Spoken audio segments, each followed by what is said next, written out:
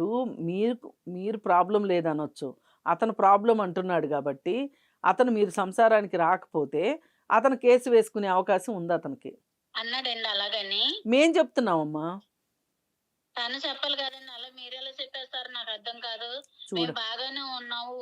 ఒక్క విషయం తప్ప మేము మిగతా విషయాల్లో అన్నట్లో మేము కాదమ్మా. బాగానే ఉన్నాం. ఇప్పుడు ఈ విషయం గురించి మా దగ్గరికి సలహాకొచ్చాడతను. ఆ!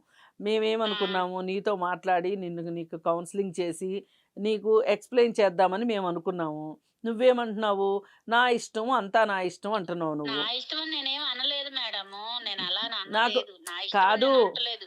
నాకు టైం చెప్పండి. గావాలి, నాకు టైం గావాలి. నాకు తను అర్థం చేసుకోవాలి కదా! అవునమ్మా. ఇప్పుడు తను ఎలా పెరిగాడో, ఎలా ఉన్నాడో, ఏం చేశాడో నాకు ఏమి తన గురించి అంత తెలీదు నాకసల. కాదమ్మా. ఆ! 2 చెప్పండి. సంవత్సరాలు, మీరు వాదన కోసం వాదిస్తాను అంటే మీ ఇష్టం. కానీ 2 సంవత్సరాల టైము అనేది ఏం చిన్న టైం కాదు. ఇప్పటికైనా మీ ఉద్దేశ్యం ఏంటో చెప్పండి. మీ నాకు ఉద్దేశ్ వేరే ఆలోచన ఏమీ లేదండి. నా మనసులో ఎవ్వరు లేరు తను తప్ప. హ్మ్. ఓకే. నాకు టైం పడతది అంతేనండి. అహా! అంతకు మించి ఏం లేదు లేదు. లేదు. ఆ విషయంలో మీరు ఇంకొకటేంటంటే నాకు ఆ హ్మ్. విషయం అంటే నాకు అంతగా ఇంట్రెస్ట్ ఉండదు. ఇంట్రెస్ట్ ఉండదు. ఓకే. నాకు ఇంట్రెస్ట్ ఉండదండి నాకు హ్మ్. దాని గురించి.